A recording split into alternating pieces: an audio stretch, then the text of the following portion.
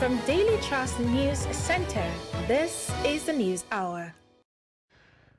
On News Hour tonight, flood ravages communities in Yobe and Jigawa states as NIMET raises alarm.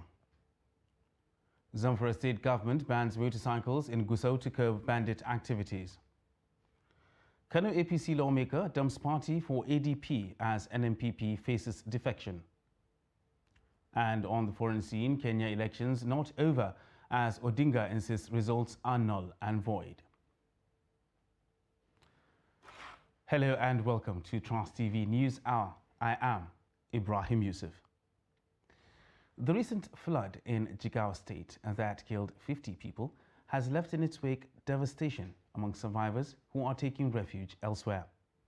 Salim Umar Ibrahim, who visited Balangu village in Kafeng Hausa local government area of Jigawa State, reports on the issue. His report is presented from our studio. The disaster, which affected many parts of the state, was felt more by the people of Kafeng Hausa local government area, especially those in Balangu town and neighboring villages. Balangu town itself has so far recorded no fewer than 20 deaths, with more than 300 households displaced. It is actually disheartening that this unfortunate incident is happening at this time.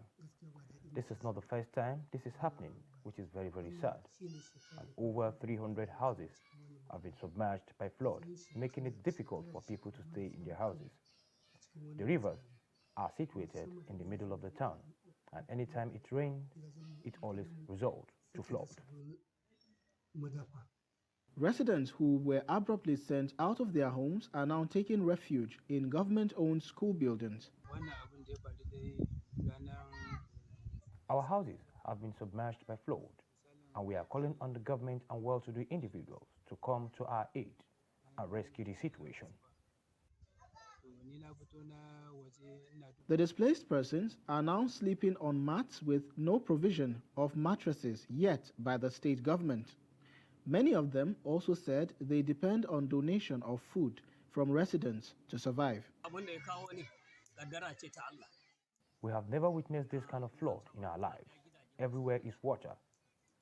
That has forced us to leave our houses with our wives and children.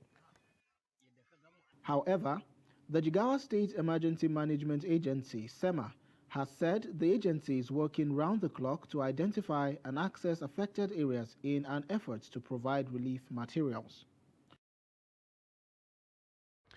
Meanwhile, hundreds of residents in Guru local government area of Yobe State are forced out of their residences following a flash flood that took over the entire Zangwang Kanwa area of the town, destroying many businesses. Trust TV correspondent Idris Jibrin reports that residents say they no longer feel safe due to increasing threats of building collapse as they resort to using local boats to access their homes. Kanwa in Guru local government area of Yobe State. Now, following a heavy rainfall 3 days ago, residents here say that this water overpowered the streets. In other words, there is no way either vehicle or human being can pass across these streets. And there are major streets, side by side, that are covered by water. There is no way people could pass or reach their houses. In other words, their houses are also at risk, overtaken by the water. Now, people are using locally made boats to pass from that axis of the road to the other side of the road. Now, as it is now, residents are telling us that they have been complaining to authorities to come and provide some drainages so that this water will be able to pass. Yet, they are still waiting for that to come. But at the moment, I can tell you that people around this area, they cannot access their houses. They had to follow through other alternative routes that can help them access their residence. And the whole area is covered and overpowered by water. So now residents are calling on local government authorities and perhaps the state government to come and provide solution to this problem, because there are other houses that could collapse at any point in time, according to the residents around this area. And still on the weather, ever since the rainy season began, floods have ravaged many states across the country. But it seems the trend will continue as the Nigerian Meteorological Agency is warning that between August and October, some states in Nigeria will experience extreme and alarming intensity of rainfall, which will damage infrastructure, impact negatively on agriculture, and threaten health condition of the people. Director General of NIMET, Professor Mansur Bako, predicted in Abuja that the high-intensity weather will affect parts of Jigawa, Kaduna, Sokoto, Kebbi, Kano, and northern fringes of Adamawa, Gombe, and Borno, among other states. Nana Muhammad now reports. We've witnessed in the last few days a very active weather system that entails on intermittent and heavy downpour. Overweightiness will lead to flooding. That is the message here. It means the intensity of the heavy downpours will increase. The implications, the risks of flooding will be heightened, while Nigerians will be exposed to waterborne illnesses and experience more outbreaks of diseases.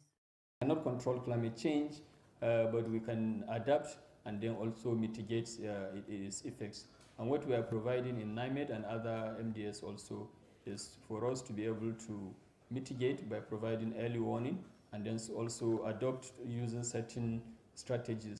Professor Mansur pointed out that human factors such as dumping of refuse in drainages, building on waterways have contributed largely to the damages caused by intense weather conditions. People tend to build houses on floodplains, and we know flood, it has what we call return period of either 3 to 4 years, or 10 years, 20 years, 50 years, and 1 century, 100 years.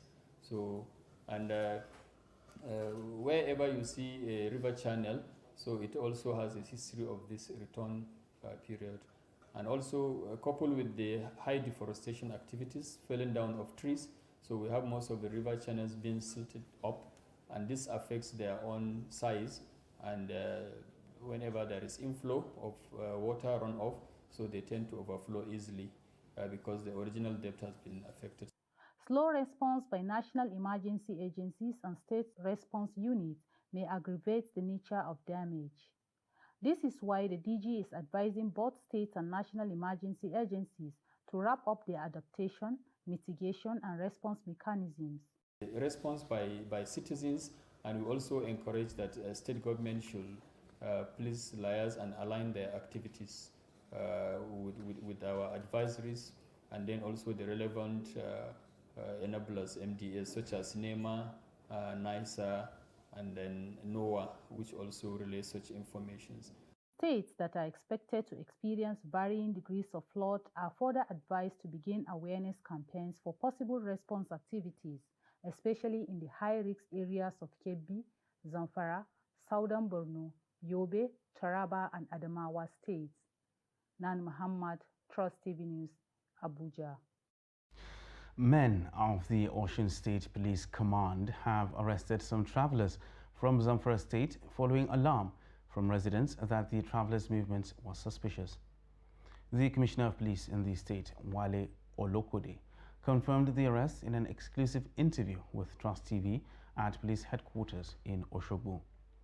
The CP said the matter is under investigation and appealed to residents not to panic. Some of the suspects said Ondo State is their final destination. Arrested by the police in Osun. They asked our driver what he was carrying, and he said he was carrying beans, watermelon, and motorbikes. They asked if the bikes had papers, and we said yes. They asked all those who had bikes to come down and have their papers checked. After that, they loaded us into vehicles and took us to the state CID. That is all I know. I come from Sokoto State to Ondo State local government, Ondo State or Ondo State. We are come from Sokoto, we are to reach Osun State. People that used to waiting for us.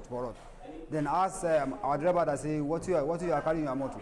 The driver that says you carry beans and onions and and watermelon with machine and the passenger. Then say that's the one that's you say, okay, who is the one that is have the machine inside the motor? As you say, you say that I should go and ask the one that you have machine. Anyone that you have machine, you have particular. You say yes.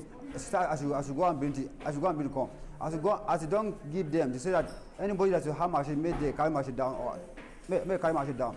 As you carry it down to check, as you don't check, we don't know what's everything, just to carry us today. The men are being interrogated with a view to getting to know their mission, as well as to ensuring that nothing implicating is found in those vehicles.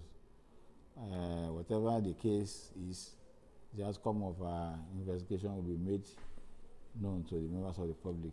But in the interim, I want to advise that the members of the public should not entertain any fear, because the Constitution has allowed every Nigerian to live in any part of the country for as long as they are engaged in lawful business or businesses. Meanwhile, police operatives have foiled terrorist attacks on Dadawa and Barkia villages in Kurifi local government area of Katsina State. A large number of the terrorists were put down in an exchange of gunfire in the early hours of Monday morning. Trust TV's Abdullahi Yamadi reports. About 80 terrorists riding on motorcycles attacked the two farming communities on Sunday night. They had rustled 75 sheep, 40 goats, and 4 cows before they ran into the police. The animals were recovered after the police had engaged the terrorists in a heavy gun battle. The recovered animals were handed over to their rightful owners on Monday morning at the Kurifi Local Government Divisional Police Headquarters. These people from the affected communities hail the police in Kurifi and Katsina for their tireless efforts in taming the scourge of terrorism. The terrorists rustled my remaining sheep after dispossessing me of all I have, but as God would have it, they were intercepted by DPO Kurifi and his men. I am very grateful. All of them have been returned to me. The terrorists came around 1 a.m. this Monday. That time we were awake and vigilant. We mobilized and called the DPO and his men. When they arrived, we confronted the terrorists and we succeeded. Local authorities are promising that the government will continue working closely with security operatives to confront the terrorists until they are defeated. They, however, admitted that there are communities in Kurifi local government that were forced out of this year's farming activities due to insecurity. In Kurihibi, we have Mujin Fulani and Mujin Arna. Also in Sauri B, we have some villages very near or very close to Gwanzu. Then if we move to Sauri A, we have Hakau. Also in Sauri B, there is Sonu, where the council leader belongs to. So these are the only areas that we are facing this kind of problem that you asked. Confirming the incidents, the police public relations officer, Katsina State Command SP Gambo Isa, suggested the best option for the fight against terrorism. Do more. We need to do more. It's high time we organize our communities. We re-strategize. But not everything on police, everything on the military. You, as a member of the community, what effort are you making in ensuring that your community is safe? You have a responsibility, and you must look for that responsibility. Many communities bedeviled by insecurity are now re-strategizing to work with security operatives and other stakeholders to confront the terrorists, saying they are tired of killings, abductions, and assaults.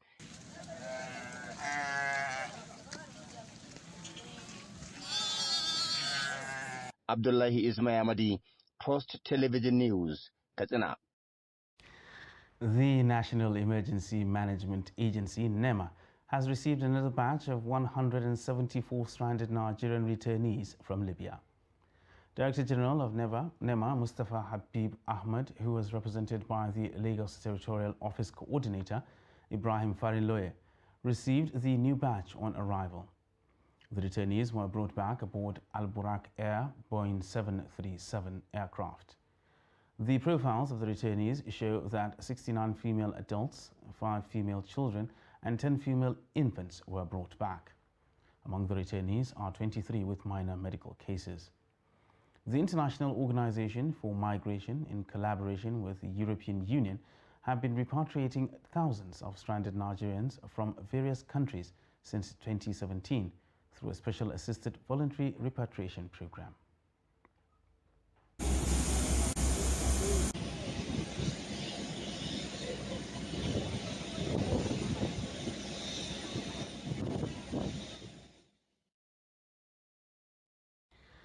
And the multi-dimensional security challenges bedeviling the country have called for the need to adapt mechanisms and strategies like non-kinetic approach to curbing insecurity.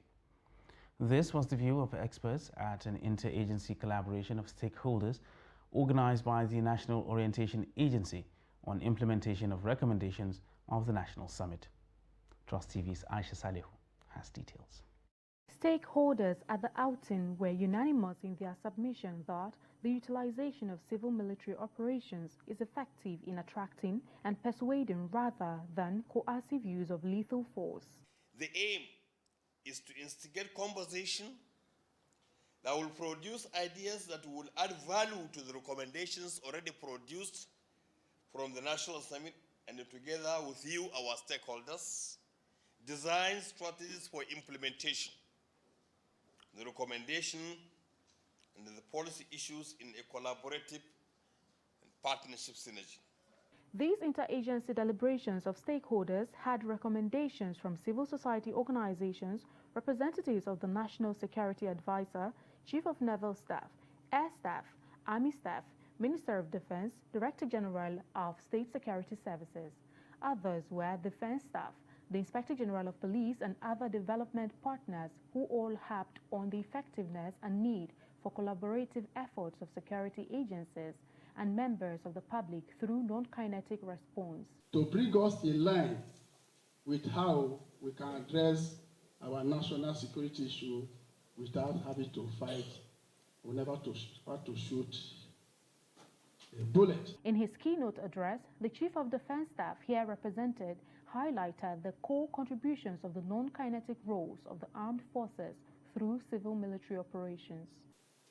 The armed forces, in its traditional role and efforts, usually does whatever it can to enhance national security of the country, and has been involved in various non-kinetic operations, including humanitarian assistance, food security, educational development, and healthcare services.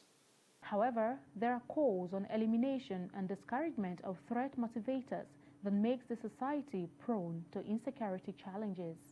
We are not mindful of the fact that proliferation of small arms and light weapons are all over the place that are being used by these criminal elements. The collapse of the local government system is also a factor that we must reckon with. Participants noted that curbing insecurity is a duty of the citizens and not the security operatives alone. Hence, the need for the adaptation of the recommendations of the National Summit on Kinetic Response to Insecurity. Aisha Salihu, Trust TV News, Abuja. And still talking security, former Interior Minister, retired General Abdurrahman Dambazo, wants security agencies in the country to take the fight to armed groups terrorizing the nation and taking over ungoverned spaces. Dambazo gave the advice at the Blueprint Annual Lecture with the theme 2023 Politics, National Security and Nigeria Stability at the International Conference Center, Abuja. He also advocates for a comprehensive security sector reform in the country. Trust TV's Shafiu Suleiman reports. During his presentation, General Dambazo highlights the challenges in Nigeria's security sector and the missing link in dealing with the existential and contemporary challenges. We must be proactive, using aggressive covert and overt operations. And those arrested must be thoroughly investigated, prosecuted, and if found guilty, punished according to the law. For all terrorists and kidnappers, the punishment must be severe and certain. As the nation moves towards general elections next year, the former army chief says addressing the security issues must be the top priority of the nation's leaders and the critical stakeholders.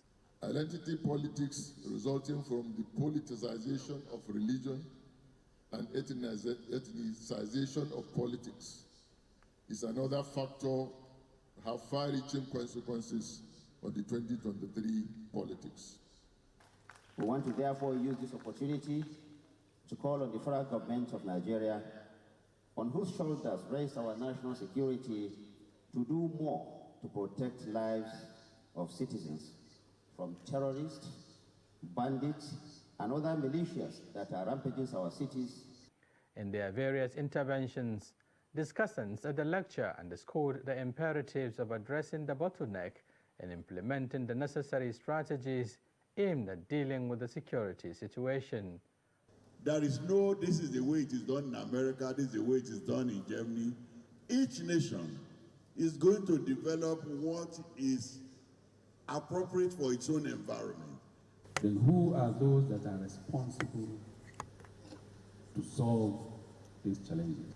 You can't have those that are causing trouble, coming up with challenges, to be the same persons you think that will solve it. It is the issue of lack of framework and synergy of effort and coordination that brought us into the quagmire we are experiencing today.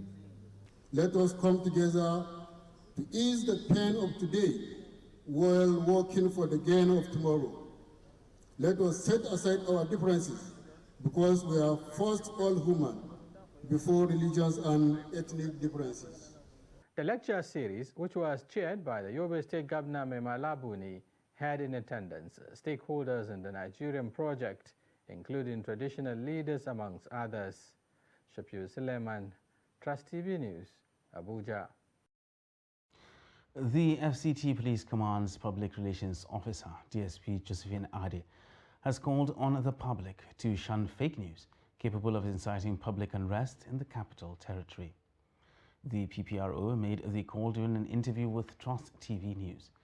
She advised citizens and residents to cooperate with law enforcement agencies for lasting peace in the country.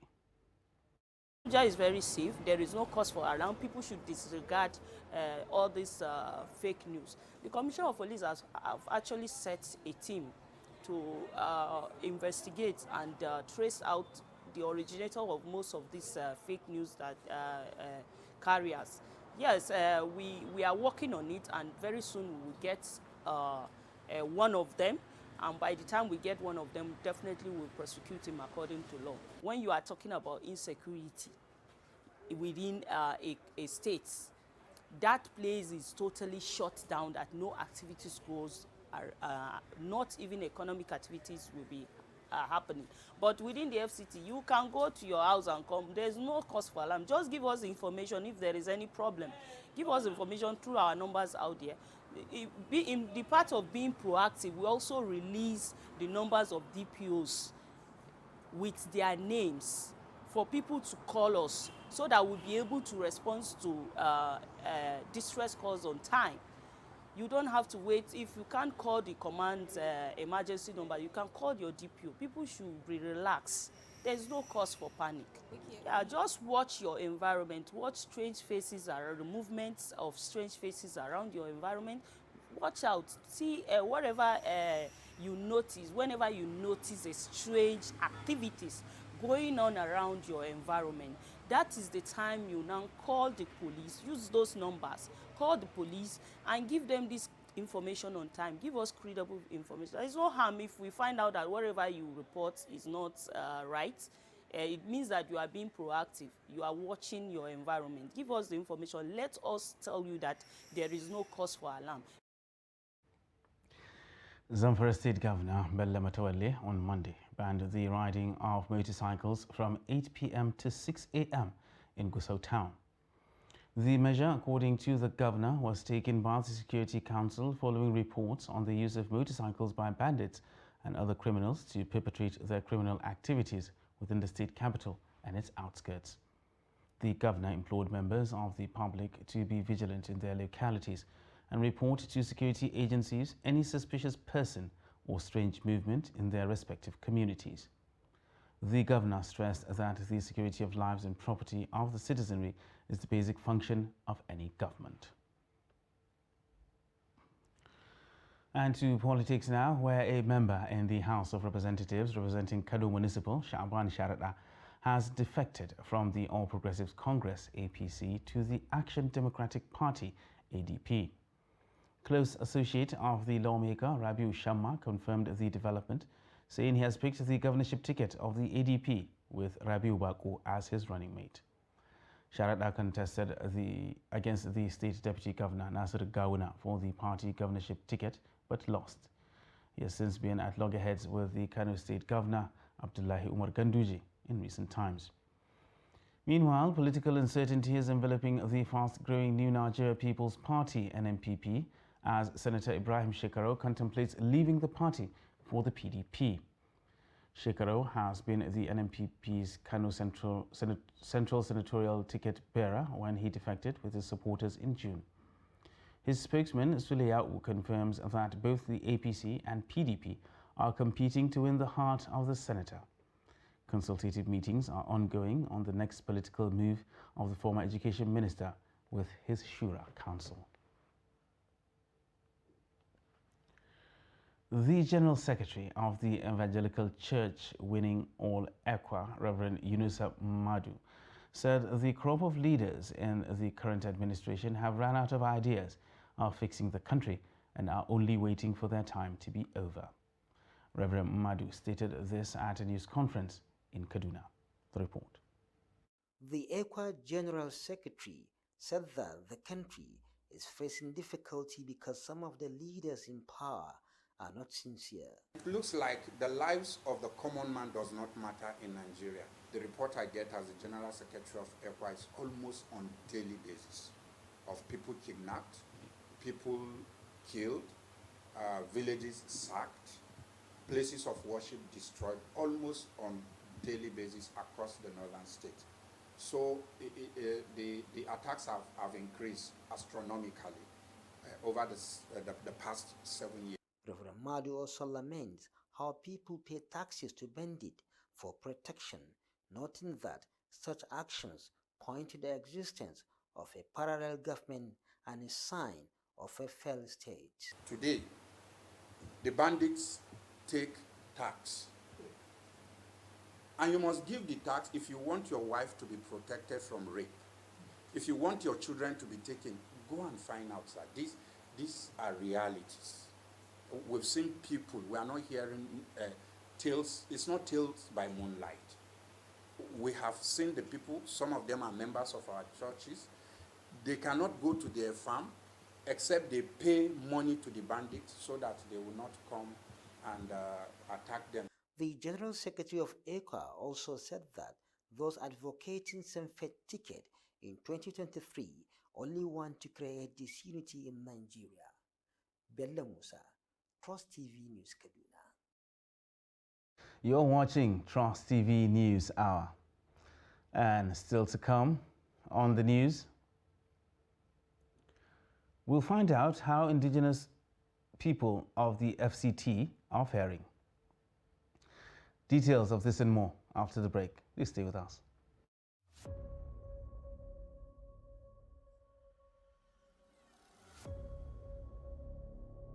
With me today is the Governor of Kano State, His Excellency Dr. Umar Abdullahi Ganduje.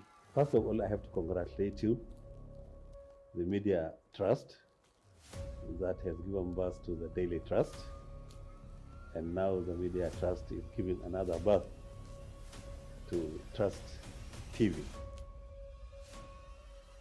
My guest today is the Executive Governor of Plateau State, His Excellency Simon Bako Lalong. Thank you very much, and also opportunity, and I congratulate you for introducing the television because Daily Trust has always been my people. Thank you very much, Your Excellency. Thank you.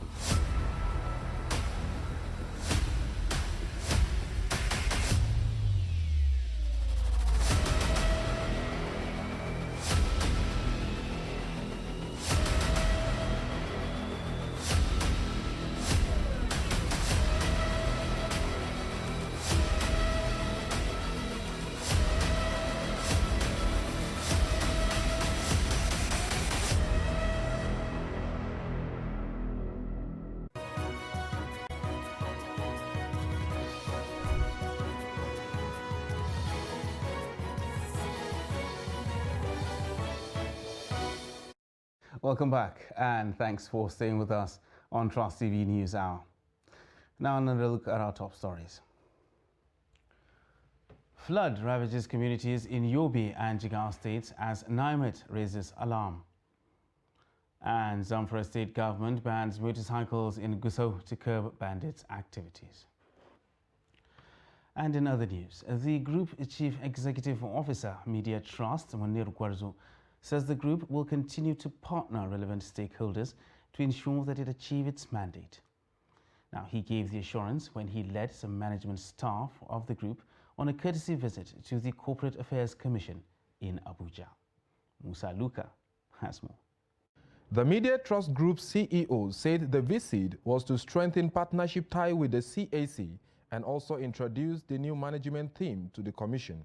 While appreciating the CAC for its patronage, Gwarzo sued for sustained partnership that will enable both organizations achieve their respective goals. The Group Executive Director, Business Development, Media Trust, Ahmad Shekarau, said the newly rebranded organization is better positioned to serve her customers using cutting-edge technology that guarantees maximum impact.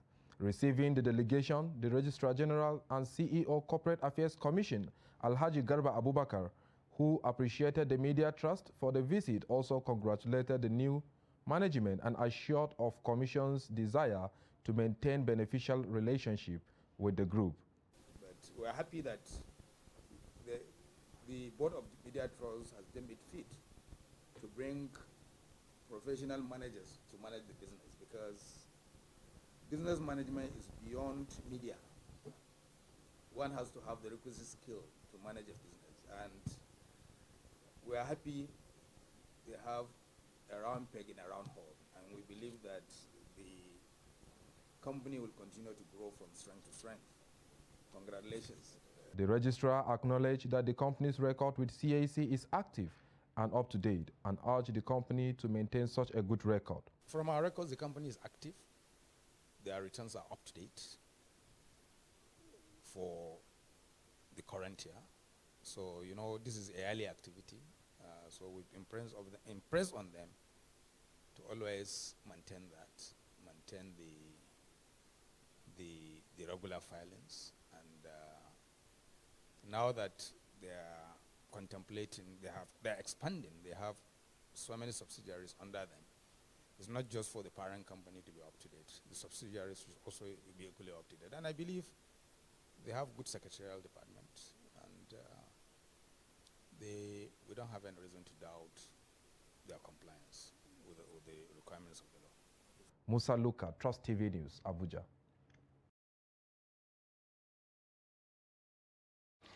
Now, President Muhammadu Buhari is hoping to reduce malaria prevalence and save Nigeria from an estimated economic burden of about 687 billion naira in 2022 and 2 trillion naira by 2030.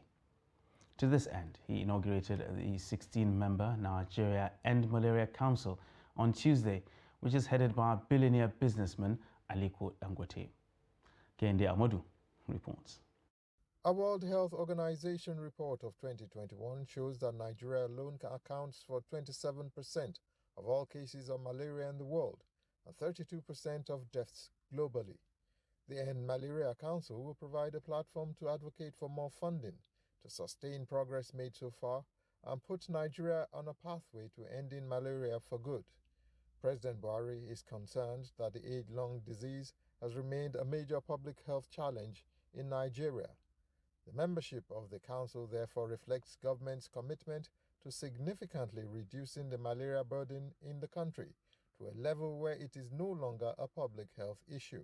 Inauguration today will therefore ensure that malaria elimination remains a priority on our agenda, with strong political commitment from leaders at all levels. The choice of Aliko Dangote to chair the council is informed by the track record of Africa's richest man in supporting initiatives on various health issues such as polio and the strengthening of primary healthcare systems. Thank you for giving me a group of hardworking, successful, and focused achievers as members of this council.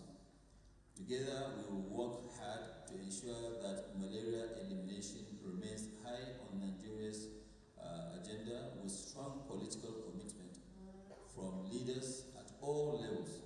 We will advocate at the national and state levels to ensure sufficient funding for malaria elimination. The two ministers in the health ministry are confident that the goal of reducing the prevalence of malaria is achievable.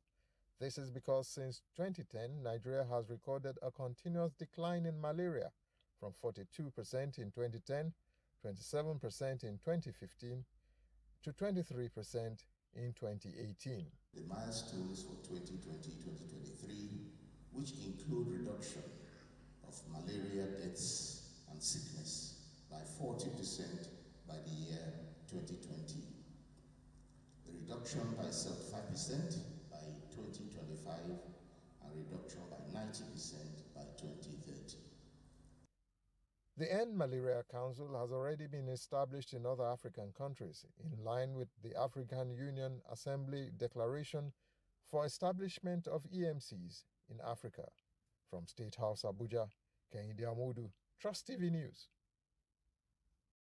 Now, prisons congestion is still a big challenge in the Northeast, as hundreds of inmates still languish at correctional facilities, often because of delay in dispensation of justice.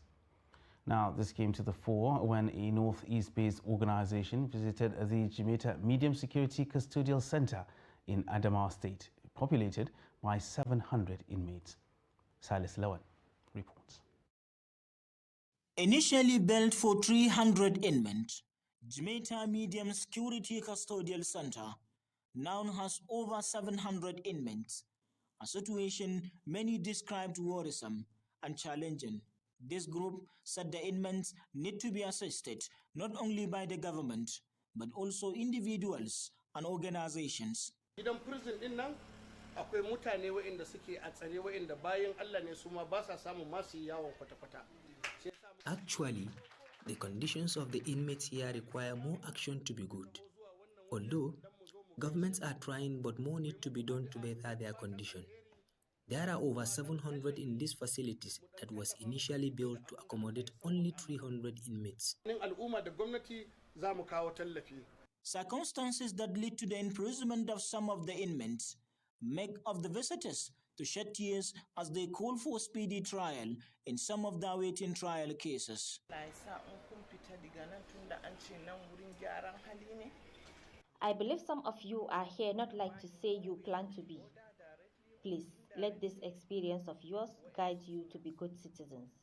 Please, once again, I'm pleading with you, let this be the first and the last you will commit any offense. We at our level, we ensure justice is served to you.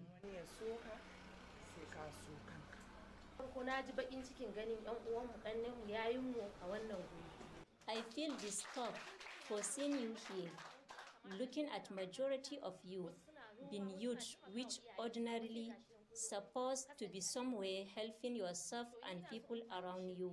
I beg of you, please my brothers, be of good character, whenever you are out to avoid coming back. The Deputy Controller of Prison in charge of the Jamaica Medium Security Custodial Center, Mohammed Juta, appreciated the visitors for supporting the inmates with donations. We thank you so much for this gesture done to our inmates, and I assure you a judicious distribution of the items. Our major challenge is lack of trade. We need to be having trading skills to the inmate. Please consider these aspects whenever you're bringing any intervention to the inmate.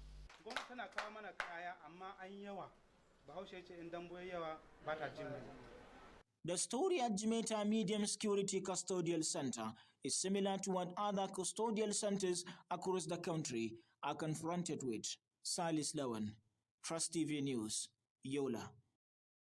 Now, the Federal Capital Territory, before it became the nation's capital city, was once the home of some few thousands of people who, after the relocation of the nation's capital to Abuja, still struggle with resettlement and identifying with a new home state. In this report, Trust TV's Sagir Ibrahim spoke with some stakeholders who have expressed concerns over the worrying situation of the original inhabitants of Abuja. Let's take a look.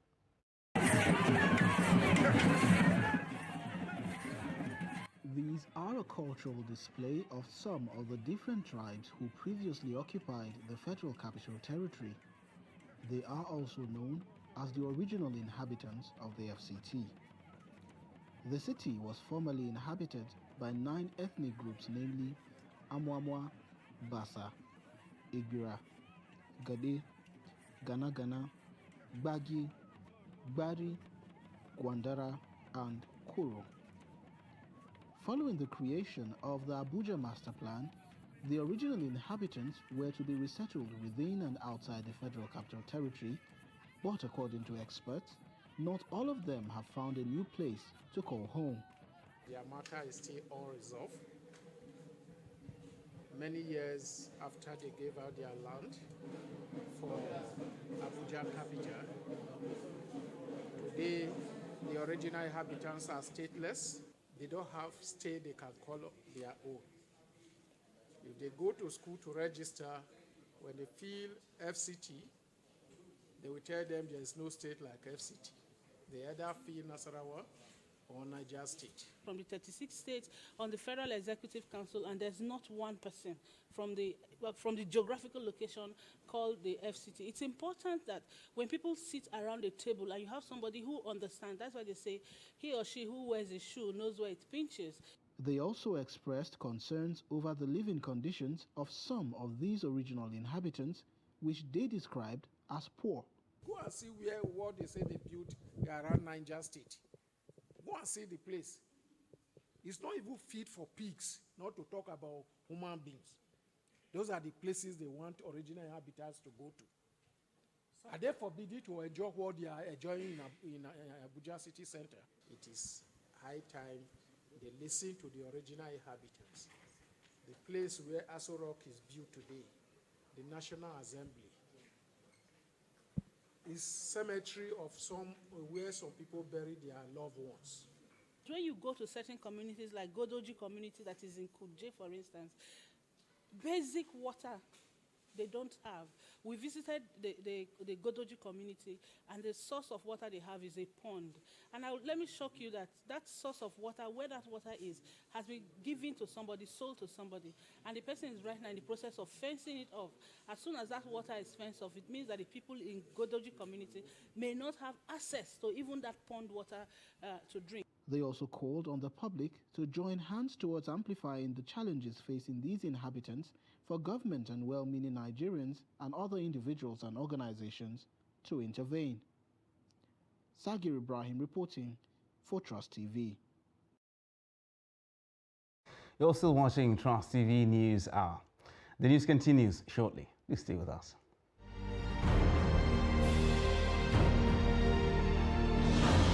Well, I want to thank you, first of all, Kabiru, for the opportunity, and to congratulate you for expanding the media field. That is one of the things I'm very proud of, because we liberalized, and I'm glad you are taking advantage of. So congratulations. First of all, I have to congratulate you, the Media Trust, that has given birth to the Daily Trust, and now the Media Trust is giving another birth to Trust TV. Thank you very much, and also opportunity, and I congratulate you for introducing the television, because Daily Trust has always been my people. Let me congratulate Trust for having this television. That is one. Two, to congratulate you for your new identity. I have seen that you have a new identity today. When I picked the paper to read, I realized that you have a new identity, which is in line with the digital world of today.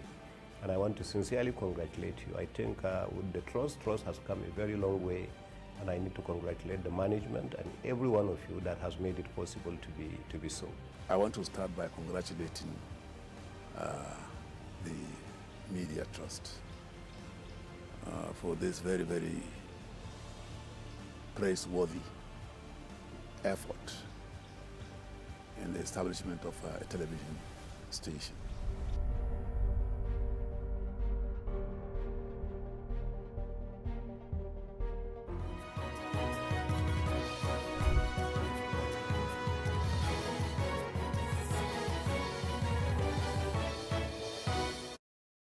Welcome back, and thanks for staying with us on Trust TV News Hour. The Delta State government has disclosed a proposed indicative budget of 459 billion naira for the year 2023. The Commissioner for Economic Planning, Barry Perry, disclosed this during the bilateral discussions with ministries, departments and agencies, which has just commenced ministerial briefings. According to the Commissioner, this is coming after the consideration of the fiscal strategy paper, the medium-term expenditure framework, and other budgetary instruments by the State Executive Council. He explained that the several factors influenced the indicative budget size for 2023, including the Russia-Ukraine crisis, galloping inflation, and the volatile exchange rate. As against 410 of 2020, Mineral ratio 2022 in the year 2022, but we are going to do 25% in 2023. The inflation trend, 13% at 2022, we'll be doing 13.1 at 2023. All of those put together, we did a run and then we arrived at 459 billion as the indicative global size of the 2023 budget. And the National Bureau of Statistics has launched the 2021 Multiple Indicator Cluster Survey and the National Immunization Coverage Survey Report. Launched in collaboration with the United Nations Children's Fund, UNICEF, the event was held on Tuesday in Abuja. Chamun Dabeng reports. MIX, which is developed by UNICEF and implemented by NBS, provides data on child mortality, health, nutrition, child and social protection, sanitation and hygiene, while NICS assesses vaccination coverage provided through health systems. Sustainable Development Goals, SDG, with over 20% of the indicators required for tracking the SDG being sourced from these big surveys. On the survey itself, this round is particularly interesting and fascinating. This is the first time that the survey will be conducted since the advent of COVID-19 in Nigeria.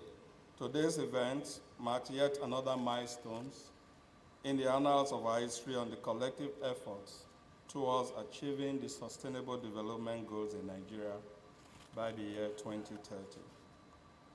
Let me at the outset state that the 2021 Multiple Indicator Cluster Survey and the National Immunization Coverage Survey has its main focus on the household, with major attention on social development and household information, including the well-being as well as inclusive growth of women and children.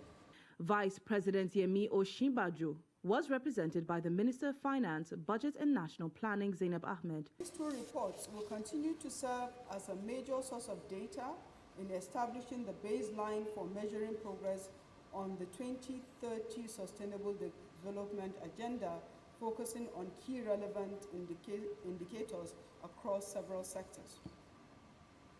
It is significant also to note that since the conduct of the last multiple indicator survey and the National Immunization Coverage Survey in 2016 and 2017, which is a 5-year survey, concerted efforts have been made by the current administration of President Muhammadu Buhari to address the data gaps reported in the 2016-2017 report, which has led to massive investments in healthcare sector with particular emphasis on primary healthcare delivery and immunization coverage.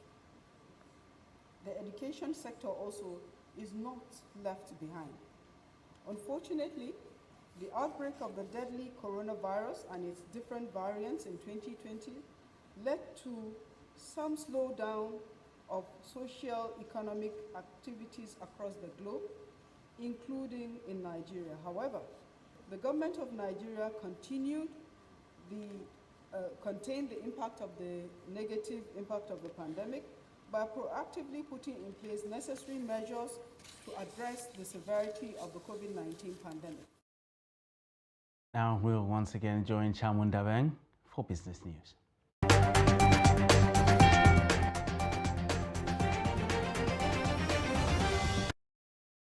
Jais Bank PLC has announced the dividend payout for shareholders for the year 2021 at 1.38 billion naira. Each ordinary share valued at 50 kobo will get 4 kobo as part of the payment.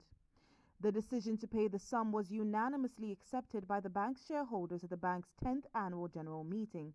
The bank's chairman, Umaru Abdul Muttalab, claimed that the bank's growth was what caused the increase in dividend payments for the year under review.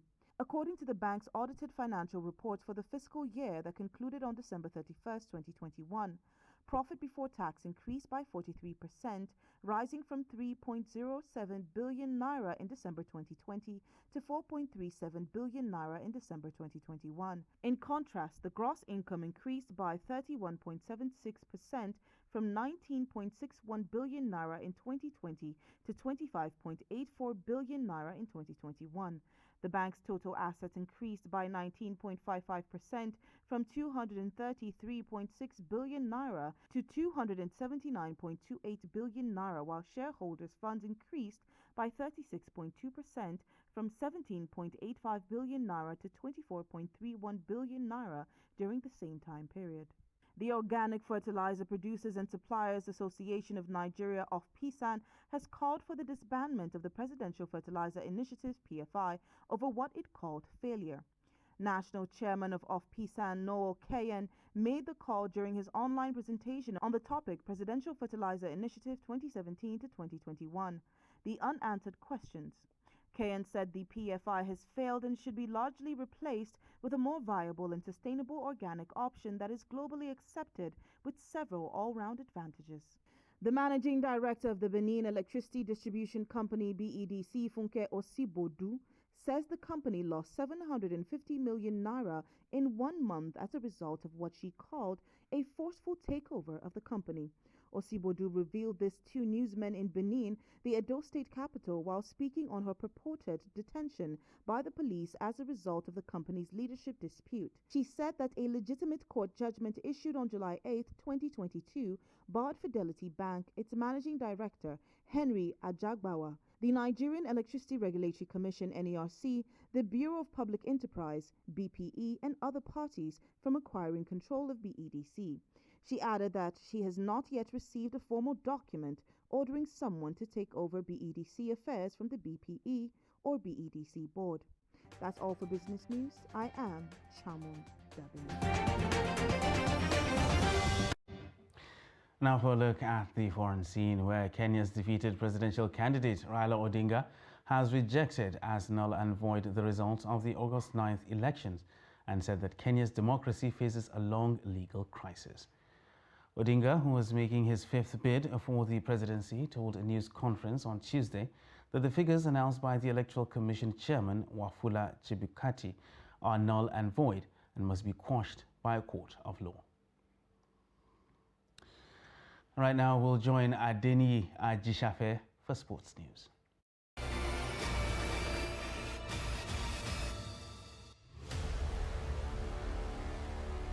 Team Nigeria has emerged third in the 2022 Men's Hockey African Cup of Nations at the Theodosia Oko Hockey Stadium in Accra, Ghana. The 11th edition of the Men's Hockey African Cup of Nations, the Codrenia International Men's Field Hockey Championship of Africa, is organized by the African Hockey Federation. Nigerian men's hockey team won with goals from Godwin Sunday Emmanuel, Ibrahim Benjamin, and Samuela James in a 4-2 win against Kenya. The win puts Nigeria on the podium for the first time in history. In the final ranking of 1st to 4th place clarifications, South Africa emerged first, while Egypt came second and Nigeria in third position. First place South Africa has qualified for 2023 Men's FIH Hockey World Cup scheduled to hold at Kalinga Stadium in India from 13 to 29 January 2023. And in football, the Bureau of FIFA Council has unanimously suspended the All India Football Federation, AIFF, with immediate effect due to undue influence from third parties, which constitutes a serious violation of FIFA statutes. The suspension will be lifted once an order to set up a committee of administrators to assume the powers of the AIFF Executive Committee comes up, and the AIFF administration regains full control of daily affairs. The suspension means that the FIFA Under-17 Women's World Cup 2022, scheduled to take place in India on 11th October 2022, cannot be held in India as planned. FIFA is assessing the next steps regarding the tournament and will refer the matter to the Bureau of FIFA Council if and when necessary. Indian national teams cannot play any junior or senior international games across the two genders during the ban, while Indian clubs cannot participate in AFC Women Club Championship, AFC Cup and AFC Champions League competitions. That's Sport News. I am Adeni Ajishafe. And that wraps up Trans TV News Hour for tonight. I am Ibrahim Yusuf. Have a good evening.